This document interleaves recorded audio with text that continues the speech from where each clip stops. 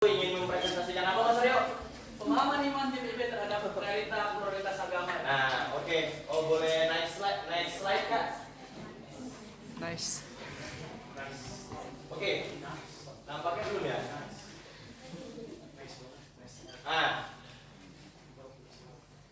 Nah, di sini kita mau ngasih tahu Mas Aryo apa itu definisi dari pemahaman iman GPIB ini. Nah, pemahaman iman GPIB ini berbeda dengan apa itu namanya pengakuan iman. Karena pemahaman iman dari GPIB ini Mas Aryo itu lebih bersifat pada kontekstualisasi yang dilakukan oleh GPIB terhadap kapita. Sedangkan pengakuan iman itu disebut credo. Nah, di sini GPIB itu teman-teman Ibu Sindin Kakak Asdos, GPIB hadir di tengah realita prioritas agama untuk menjadi pelaku Injil itu. Nah, pelaku Injil itu dalam hal ini berkonteks pada rasa kemanusiaan dan keadilan. Oke, next Kak. Nah, dalam pokok-pokok pemahaman GPIB itu ada beberapa batang tubuh. Nah, dalam hal ini kita fokus kepada dua batang tubuh, yaitu manusia serta bangsa dan negara. Pada pokok manusia, dalam bagian pokok ini manusia itu dipahami oleh GPIB sebagai manusia apa Mas Aryo? Makhluk sosial. Nah, dengan ini berkelanjutan bahwa GPIB menyatakan untuk membangun relasi yang positif. Nah, relasi ini tidak hanya dengan dalam artian dengan hanya orang Kristen saja, tetapi juga dengan lintas iman. Betul sekali Mas Aryo. Nah, GPIB juga meyakini bahwa dalam dialog atau relasi. Nah, relasi positif antar iman itu didukung atau didorong oleh Roh Kudus. Nah, lanjut lagi ke bangsa dan negara. Nah, pada pokok bangsa dan negara ini itu mengambil beberapa dasar dari Pancasila, dari sila-sila yang ada di Pancasila. Nah, pada pokok bangsa dan negara, GPIB menghormati serta menghargai bingkai persatuan dalam kehidupan Indonesia yang terdapat dalam sila berapa Mas Aryo? Sila ketiga. Betul sekali. Nah, selanjutnya kesamaan derajat di tengah perbedaan yang berlandaskan akan kasih pada penghayatan sila ke berapa Mas Aryo? 2. Apa isinya Mas Aryo? Kemanusiaan yang adil dan beradab. Oke, mantap Mas Aryo. Nah, lanjut. GPIB memaknai Pancasila sebagai karunia Allah. Oke. Lanjut. Nah, di Lampung itu ada Yesus dalam pelayanan yang dilakukan selalu berlandaskan kasih, berakar pada moral dan kemanusiaan. Kedua, pelayanan yang dilakukan tidak pernah mengintervensi orang di sekitar atau orang yang dilayani. Yang ketiga, gereja mula-mula terbentuk karena keteguhan dan komitmen diri untuk mengikuti Yesus tanpa mengintervensinya. Lanjutnya lagi Kak. Oke, dialektika gininya ini dalam hal ini adalah konteksnya yaitu GPIB di tengah pluralitas agama yang ada di Indonesia. Nah, dalam pemahaman iman yang GPIB miliki, Roh Kudus menjadi penggerak. Apa yang tadi saya katakan tadi. Nah, menjadi penggerak bagi manusia sebagai basis toleransi dalam konteks Indonesia. Lalu GPIB sebagai presensia hadir untuk merayakan pluralitas itu. Jadi pluralitas yang ada itu dirayakan oleh GPIB untuk menyatakan kasih dan keadilan tanpa mengkristenkan yang berbeda keyakinan. Yang terakhir, keteguhan dan komitmen terhadap keadaan Yesus diwujudkan salah satunya dalam pemahaman Mas Aryo? Pemahaman iman. Oke, lanjut. Aryo. Berikut kita akan masuk ke dalam bagaimana cara GPIB ini berkontekstual. Oke. Jadi yang kita pakai di sini ada dua, yaitu tipologi yang pertama Kristus dari kebudayaan dan tipologi yang kedua itu Kristus dan kebudayaan dalam Paragus. Nah, teman-teman, kita pasti semua di sini masih ingat lah, Kristus dari kebudayaan itu secara garis besar menyatakan bahwa kebudayaan dapat dipahami dalam kekristenan dan sebaliknya. Begitu juga sebaliknya, di mana kebudayaan ada di dalam kebudayaan itu ada kebenaran Kristus. Kemudian Kristus dan kebudayaan dalam paradoks, dia pandangannya adalah bahwa kebenaran manusia ini sebagai yang di tengah antara ketegangan kerajaan Allah dan kerajaan dunia.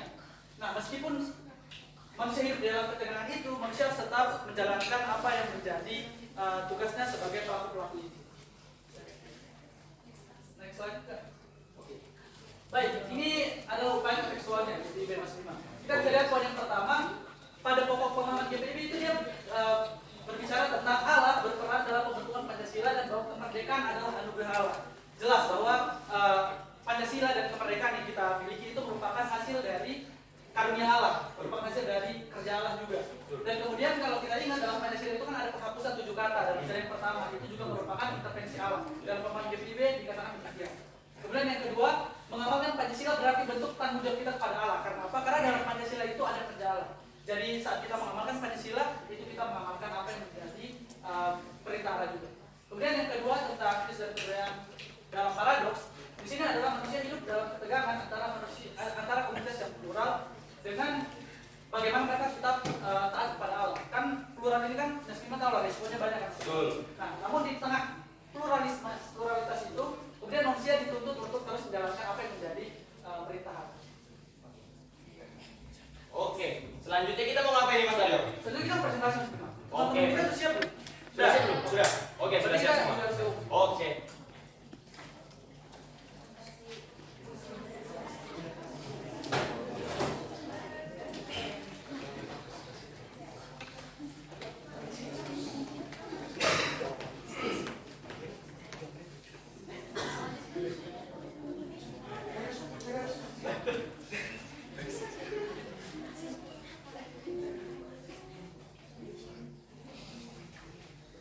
Beri hormat.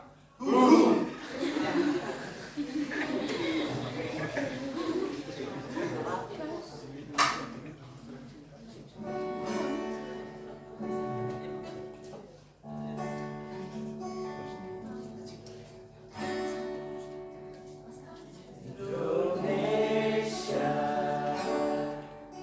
negara yang ragam semuanya, suku, agama, dan bahasa, sampai tawa dan sapa, semuanya berbeda. Negaraku lahirkan berbagai sukacita, ciptakan insan dengan bintang yang penuh warna, aneka namun satu jiwa. Perbedaan begitu nyata terasa, begitu dekat bagai angin yang menerpa kalbuku.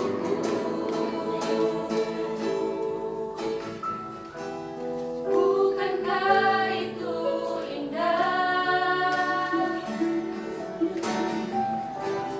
Bukankah memang begitu wajarnya cinta dengan tertutup mata?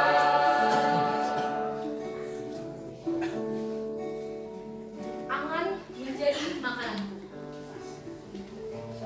Memikirkan hal tentang banyak hal. Celakanya,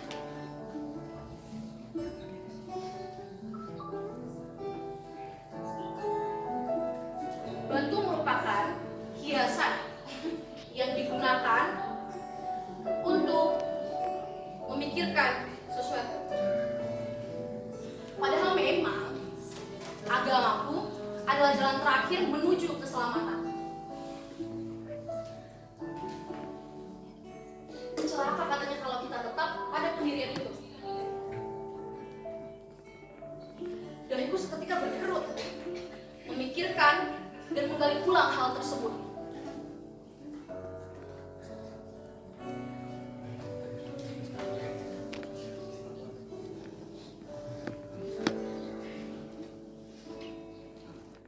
Fantastis, aku menemukan jawabannya.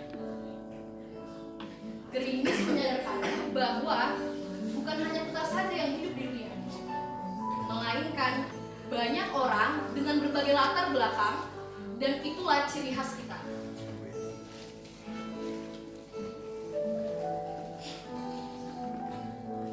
Hai, Aku Islam. aku Kristen. Aku Hindu. Aku Buddha. Ini kami yang mampu bersatu di wilayah yang indah yang disebut dengan julukan Nusantara. Kami yang beragam menunjukkan bahwa pluralitas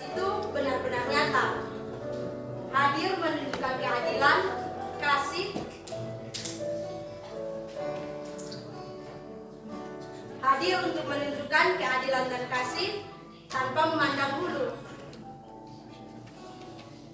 Kelam hari kami ketika hal itu tidak terlaksana. Hidupi, hayati. Jadilah satu di dalam Kristus dan lakukanlah segala sesuatu dengan penuh makna.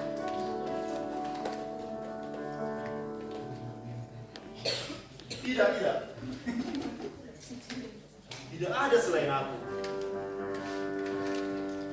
Tanpa sadar, terlupa, dan tersingkirkan jati diriku sesungguhnya. Aku yang menjadikan dia teladan. Aku bersekutu menjadikan dia panutan tanpa aku sadari. Aku yang mengingkari. Aku yang paling benar dan aku yang paling hebat. Tidak pikir yang paling hebat, merasa paling jago dan paling benar, karena belum tentu benar.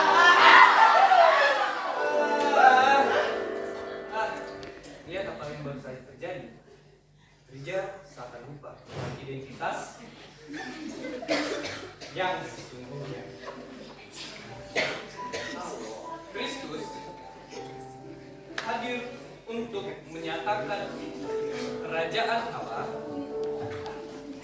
tidak sekalipun mengintervensi manusia. Tidak pernah memaksakan untuk mengikut dia. Kristus melakukan pelayanan kasih yang menyatakan etika kehidupan yang telah Kristus teladankan, moral dan kemanusiaan. Sampai di sini, GPIB menjadi penerus yang menyatakan etika kehidupan yang telah Kristus teladankan, yaitu moral dan kemanusiaan. Berlandaskan kasih, di sini tanpa mengkristenkan kepercayaan yang berbeda di dalam Indonesia. GPIB memegang tongkat estafet selanjutnya sebagai komunitas yang meneladani Sang Firman, menjadikan Pancasila sebagai dasar penghayatan iman, memaknai Pancasila sebagai pewahyuan Allah, dan mencintai Pancasila dari seluk-beluknya, suka dukanya, memaknainya bahwa semuanya itu berkat yang Maha Kuasa. Pada akhirnya membiarkan bertoleransi dan menjalin kebersamaan dalam sebuah kubah negara yang berbentuk Garuda dalam kehidupan antara dunia dengan Kristus.